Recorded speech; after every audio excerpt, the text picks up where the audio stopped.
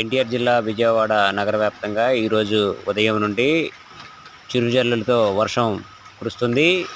దీంతో సామాన్య జనజీవనానికి తీవ్ర ఇబ్బందులు కలిగాయనే చెప్పవచ్చు. ఒక పక్క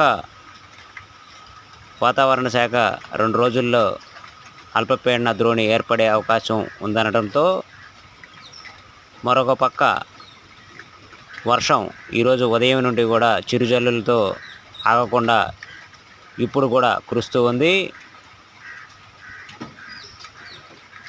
చిరుజల్లులు సామాన్య ప్రజానీకానికి చాలా ఇబ్బంది అనే చెప్పవచ్చు. నగర వ్యాప్తంగా విజయవాడ 1 టౌన్, భవానీపురం, గొల్లపూడి, గుంటిపల్లి, ఇబ్రహీంపట్నం, కొండపల్లి, నగర శివారు ప్రాంతాల్లో పలు చోట్ల కూడా నగర వ్యాప్తంగా విస్తారంగా ఉదయం నుండి వర్షం కురుస్తుంది.